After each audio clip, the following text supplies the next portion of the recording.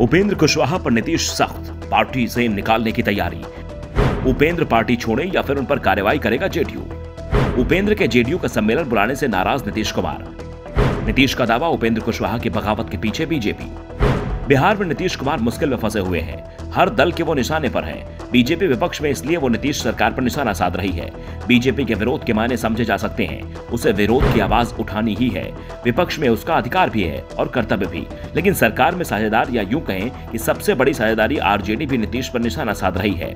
हर दिन आरजेडी की ओर से कोई न कोई ऐसा बयान सामने आ जाता है जिसका जवाब देते जेडीयू पर नहीं बनता है, या फिर यूं कहें कि सरकार चलानी है इसलिए जवाब नहीं दे पा रहे हैं। और अब तो जेडीयू के नेता ही नीतीश पर सवाल उठा रहे हैं। उपेंद्र कुशवाहा के तेवर कुछ दिनों पहले तक बता रहे थे कि वो जेडीयू छोड़ने की तैयारी कर रहे हैं। बीजेपी नेताओं के साथ उनके मुलाकात की तस्वीरें वायरल हो रही थी।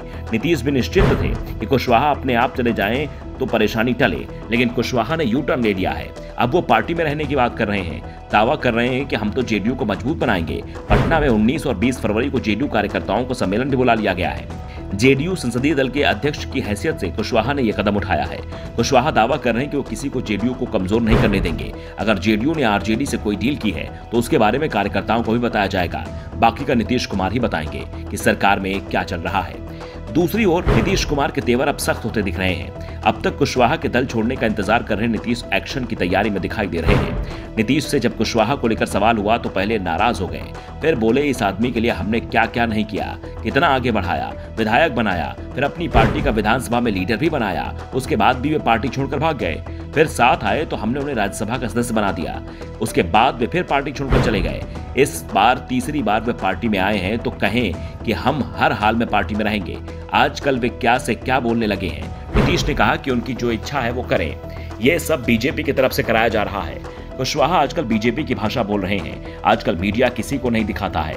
अगर किसी को दिखाया जा रहा है तो समझ लो कहां से प्रचार किया जा रहा है। नीतीश ने दावा किया कि एनडीए से बाहर निकालने का फैसला हम सभी ने मिलकर किया था। अब उन्हें क्या हो गया है मुझे पता नहीं। जो जाना चाहे उन्हें जाने दीजिए। इससे पार्टी को कुछ नहीं होने वाला है। साफ है अब उपेंद्र कुशवाहा और नीतीश कुमार का एक साथ रहना संभव नहीं बचा है।